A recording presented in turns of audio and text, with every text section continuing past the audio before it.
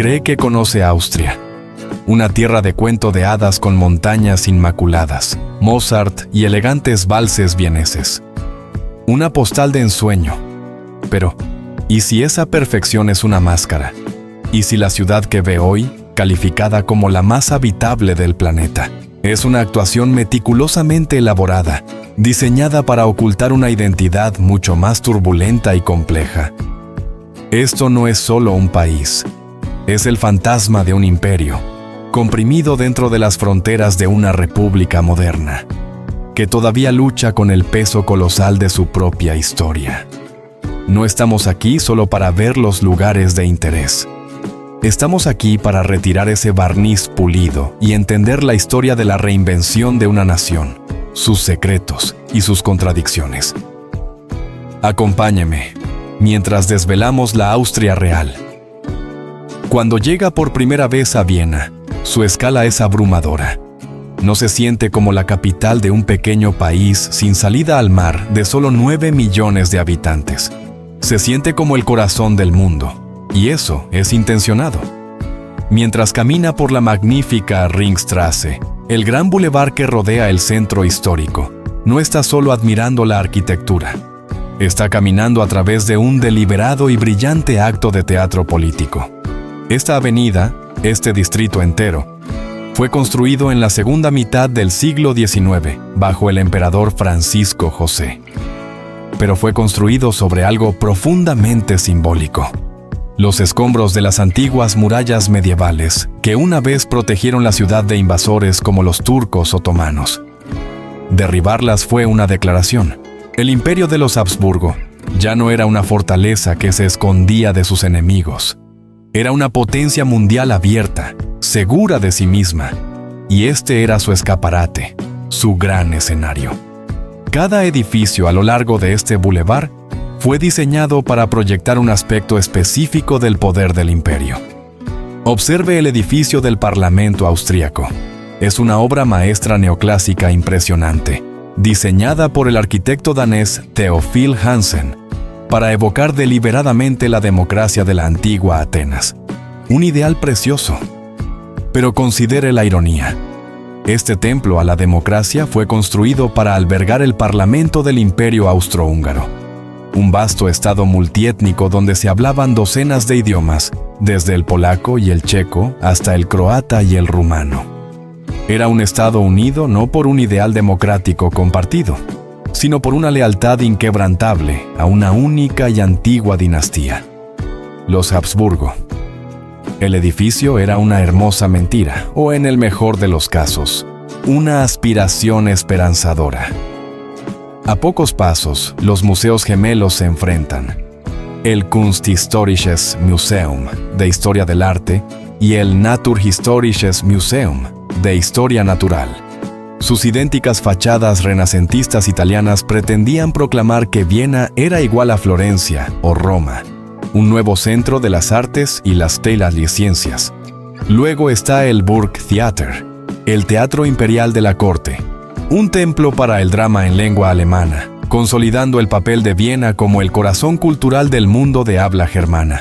Y la Votivkirche, una altísima catedral neogótica, fue construida para agradecer a Dios la supervivencia del emperador tras un intento de asesinato, una muestra pública de piedad y derecho divino. Toda la Ringstraße es una sinfonía arquitectónica de poder. Y en el centro de todo estaban los Habsburgo. Durante más de 600 años, fueron los amos de la diplomacia europea. Su lema era: Bella Gerant alii, tu Felix Austria, nube. Que otros hagan la guerra, tú, feliz Austria, cásate. No conquistaron tanto con ejércitos como con contratos matrimoniales, casándose estratégicamente para gobernar la mayor parte de Europa continental. Fue el matrimonio del emperador Maximiliano I con María de Borgoña lo que incorporó los ricos Países Bajos. Fue su nieto, Carlos V, quien gobernó un imperio tan vasto que abarcaba España, las Américas y Europa Central, que se le llamó el imperio en el que nunca se pone el sol. Viena era el centro neurálgico de esta vasta y compleja maquinaria. Así que cuando vea la bandera austríaca, Las simples franjas rojas y blancas, ondeando sobre estos edificios imperiales, recuerde la leyenda.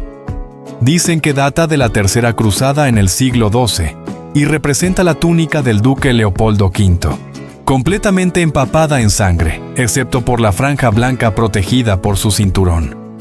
Se considera una de las banderas nacionales más antiguas del mundo, un símbolo de conflicto brutal y supervivencia medieval, ondeando ahora sobre una ciudad que proyecta una imagen de serena y pacífica elegancia. Esta es la primera y más visible contradicción de Austria.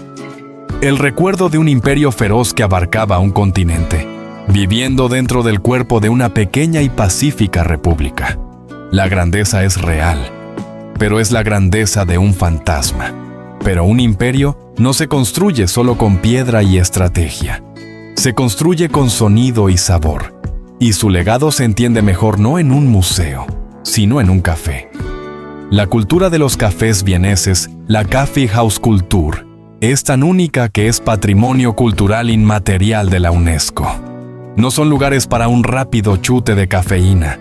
Son, como dice el dicho local, un lugar donde se consumen tiempo y espacio, pero solo el café aparece en la cuenta. Entre en un lugar como el Café Central o el Café Sperl. Encontrará mesas con tablero de mármol, lujosos asientos de terciopelo y camareros vestidos formalmente, el Herr Ober, que se dirigen a usted con educada solemnidad. Pide un café, quizás un clásico melange, similar a un cappuccino o un Einspanner, café solo con una montaña de nata montada servido en un vaso, y llega en una pequeña bandeja de plata, siempre con un vaso de agua fría. Esa única consumición es su billete para quedarse durante horas. Puede leer la selección de periódicos internacionales dispuestos en estantes de madera, jugar una partida de ajedrez, debatir sobre política o escribir una novela. Estos eran los salones y las oficinas públicas de los intelectuales de la ciudad. León Trotsky planeó la revolución desde un café vienés. Sigmund Freud desarrolló los fundamentos del psicoanálisis en conversaciones aquí. Los filósofos del Círculo de Viena forjaron nuevos caminos en la lógica y la ciencia. El arquitecto Adolf Loos despotricaba contra la ornamentación mientras estaba sentado en un café ornamentado. Esta tradición le dice algo profundo sobre la mentalidad vienesa. El valor que se le da a la vida intelectual, al ocio como acto productivo y al arte de la conversación. Y la comida que encuentra aquí y en toda Austria es un mapa culinario del imperio perdido. Ese mundialmente famoso Wiener Schnitzel, aunque perfeccionado en Viena, la técnica de empanar y freír la carne vino de Milán, antiguo territorio de los Habsburgo. El amado Apfelstrudel, con su hojaldre tan fino que se puede leer un periódico a través de él, tiene sus raíces en el baklava turco, un delicioso guiño a siglos de conflicto e intercambio cultural con el Imperio Otomano. La Sachertorte, esa densa e icónica tarta de chocolate con su relleno secreto de mermelada de albaricoque, habla de una corte imperial obsesionada con el lujo y la necesidad constante de nuevas e indulgentes creaciones para impresionar a los invitados reales. Incluso el humilde croissant, conocido aquí como Kipferl, se dice que fue inventado en Viena para celebrar la derrota del asedio otomano de 1683, con su forma de media luna burlándose del símbolo de la bandera enemiga. Cada bocado es un eco de un tiempo en que las despensas de Viena estaban surtidas con ingredientes, técnicas e ideas de media Europa. Luego está el sonido. Viena es, sin exagerar, la capital mundial de la música clásica. ¿Pero por qué aquí? Porque durante siglos, los Habsburgo y los ricos aristócratas de la ciudad fueron los mayores mecenas de las artes.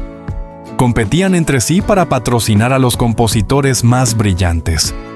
Mozart, un prodigio de Salzburgo, vino a Viena para escapar de las limitaciones de su ciudad natal y hacerse un nombre.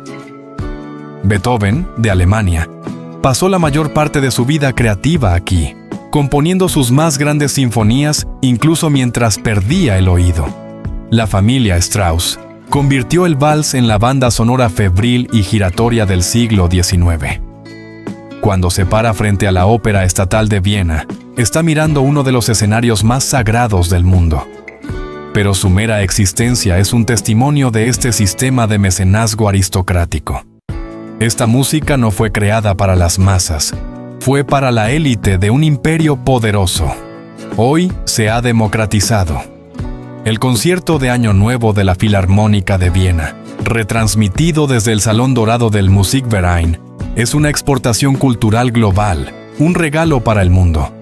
Pero sus orígenes están arraigados en esa misma estructura de poder imperial.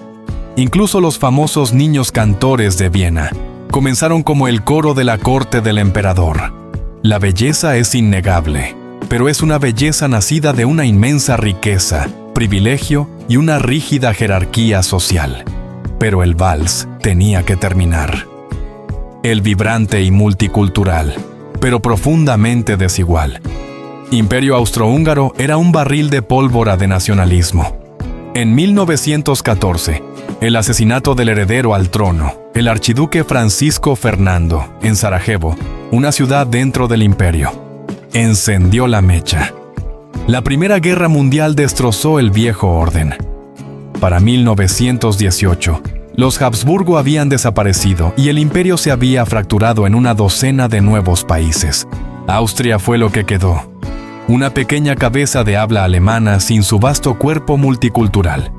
De la noche a la mañana, pasó de ser el centro de un imperio de 50 millones de personas a una república en apuros de 6,5 millones. El país estaba económicamente quebrado y psicológicamente perdido, sufriendo un dolor del miembro fantasma por sus territorios perdidos. Esta profunda crisis de identidad creó un terreno fértil para el radicalismo.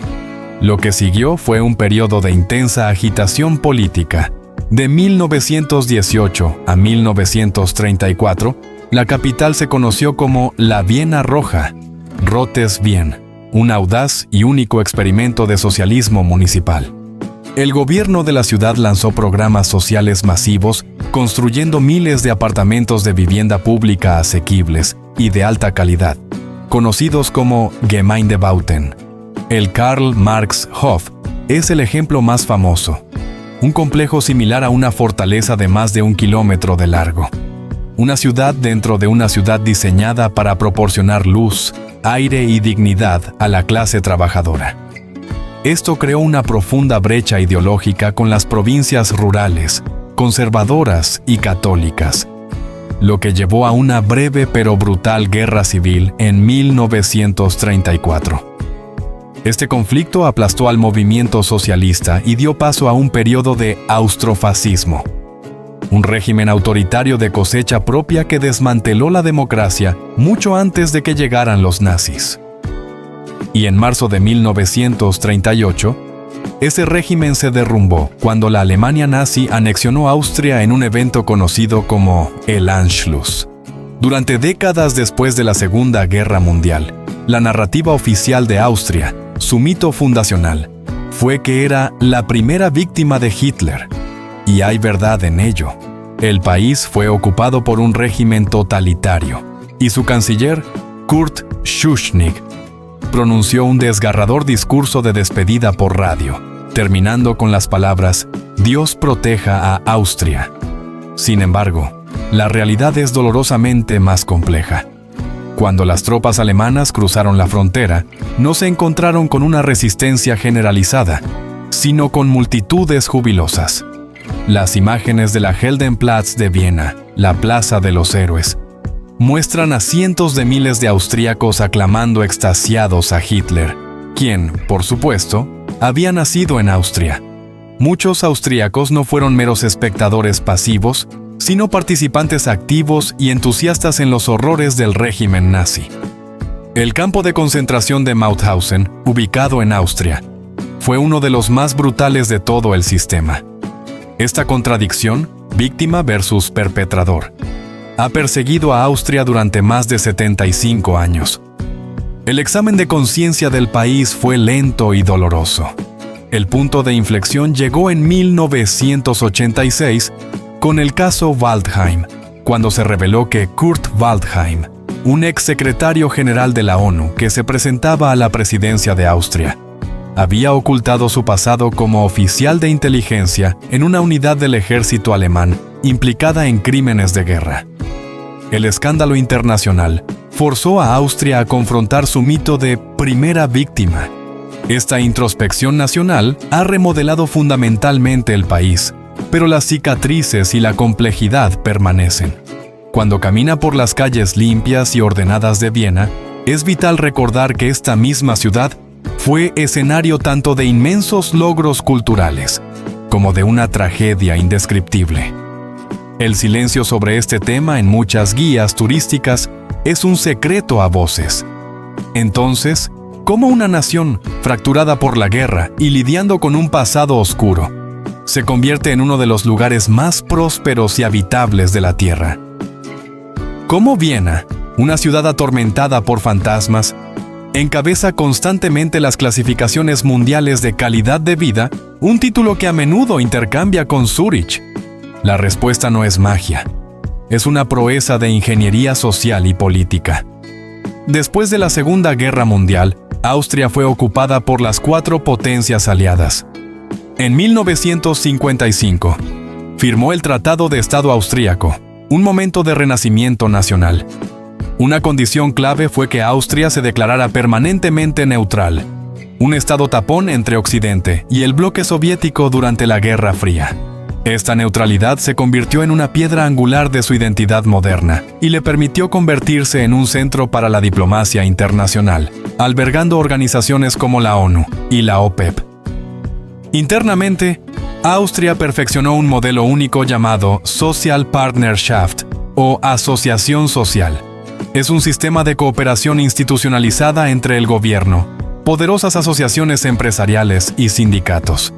Negocian todo, desde salarios y horarios laborales hasta políticas sociales a puerta cerrada. ¿El resultado? Décadas de paz social, muy pocas huelgas y una base estable para el crecimiento económico. Este sistema es el motor oculto detrás de lo que se ve en las calles. La razón por la que Viena es tan famosa por su limpieza, con contenedores meticulosamente separados para vidrio, papel y plástico, se debe a un sistema de obras públicas bien financiado y eficiente, nacido de este consenso social. La razón por la que puede beber agua de alta calidad y helada de forma gratuita en fuentes públicas, a menudo enfriada por energía solar, un delicioso toque moderno, es porque el acceso a los servicios esenciales se considera un derecho, no una mercancía. Esto explica por qué los kioscos en las estaciones de metro pueden cobrar €1.50 por una botella de agua que probablemente es inferior a la que se obtiene gratis en la calle. Es un pequeño detalle que revela una gran filosofía política. Y lo más importante, esta filosofía se extiende a la vivienda. Basándose en el legado de la Viena Roja, la ciudad ha seguido invirtiendo masivamente en vivienda pública y subvencionada. Hoy en día, alrededor de una cuarta parte de la población de Viena vive en apartamentos propiedad de la ciudad, y la mayoría vive en alguna forma de vivienda con alquiler controlado o subvencionado. Este es el factor más importante en la asequibilidad y habitabilidad de Viena en comparación con otras ciudades globales como Londres o París. Esta estabilidad permitió que la economía de Austria floreciera. No se trata solo de turismo. Es una potencia manufacturera de alta tecnología, pero también sobresale en la creación de marcas. Piénselo, una empresa austríaca, Red Bull, no solo vendió una bebida, creó toda una cultura global en torno a los deportes extremos. Swarovski no solo vendió cristal tallado, vendió un sueño de lujo asequible. Esta mezcla de calidad tradicional y marketing moderno brillante es el secreto de su prosperidad. Con un ingreso per cápita de alrededor de $69.500, Austria es un actor económico serio. La habitabilidad no es un accidente. Fue construida pieza por pieza, a través de una política cuidadosa y deliberada. Pero para entender verdaderamente Austria, debe dejar atrás los grandes bulevares de Viena y dirigirse a las montañas. Los Alpes cubren más del 62% del país. No son solo un telón de fondo, son la columna vertebral física y espiritual de la nación. Durante siglos, mientras los aristócratas bailaban el vals en Viena, la vida en los valles alpinos era dura, sencilla y definida por una profunda conexión con la tierra y la fe católica. Esta es la Austria de Salzburgo, el lugar de nacimiento de Mozart, pero también el escenario icónico del clásico de Hollywood Sonrisas y Lágrimas. Esa película, aunque una fantasía, capturó algo esencial sobre el alma visual de esta región. Las verdes colinas ondulantes contra picos dramáticos y nevados. Es un paisaje que inspira tanto asombro como una sensación de tranquilidad. Desde la imponente fortaleza de Hohensalzburg, se puede ver esta interacción entre la ciudad y la naturaleza. Y luego está Hallstatt. El pueblo es patrimonio de la UNESCO, una joya tan perfecta que se construyó una réplica a tamaño real en China. Es famoso por su antigua industria de la minería de sal, el oro blanco, que trajo una inmensa riqueza a esta remota región durante milenios. Pero Hallstatt es también una moraleja. Se ha convertido en víctima de su propia belleza instagrameable. El enorme volumen de turistas ha ejercido una presión inmensa sobre el pequeño pueblo, un desafío moderno que enfrenta la necesidad económica con la preservación de la misma serenidad que la gente viene a buscar. Pero los Alpes son más que unos pocos pueblos famosos. Diríjase al oeste, al Tirol y su capital, Innsbruck, la capital de los Alpes. Aquí, puede estar en el casco antiguo medieval y contemplar el famoso tejadillo de oro, Goldenes Dachl, y luego tomar un teleférico directamente desde el centro de la ciudad hasta un pico de 2.000 metros en menos de 30 minutos. Esta mezcla perfecta de vida urbana y aventura de alta montaña es singularmente austriaca. La identidad alpina también se expresa en sus tradiciones. Los Lederhosen y los Dirndl no son solo disfraces para turistas, sino genuinos trajes tradicionales que se visten con orgullo en los festivales locales. Eventos como el Almabtrieb, donde el ganado se decora con flores y se conduce ceremoniosamente desde sus pastos de alta montaña en otoño, son vibrantes celebraciones culturales. Esta conexión con la naturaleza está profundamente arraigada en la psique austríaca. Es el contrapeso a la sofisticación urbana de Viena. El alma austríaca es un diálogo constante entre la ciudad imperial y la montaña rústica, entre el vals y el canto a la tirolesa, entre el café y la cabaña alpina. Así que, Austria no es una simple postal, es una historia profunda y viva. La historia del fantasma de un imperio que todavía recorre las calles de su capital moderna, de un pasado oscuro que ha sido minuciosamente confrontado, y de una notable reinvención que ha diseñado una de las más altas calidades de vida del planeta. Es una tierra de una belleza sobrecogedora, sí, pero su verdadero encanto reside en sus contradicciones. La tensión entre su pasado imperial y su presente republicano, su sofisticada cultura urbana y su corazón alpino en estado puro. Este viaje nos muestra que para conocer de verdad un lugar, debemos mirar más allá de su fachada perfecta y abrazar su realidad compleja, a veces incómoda, pero en última instancia, mucho más gratificante. ¿Qué parte de la historia oculta de Austria le ha sorprendido más? Comparta sus ideas o preguntas en los comentarios. Si este viaje le ha abierto una nueva perspectiva, por favor, comparta este video con otro viajero al que le encante profundizar en los destinos. Suscríbase para más exploraciones a fondo de los lugares más fascinantes e incomprendidos del mundo. Hasta nuestra próxima exploración, mantenga viva la curiosidad.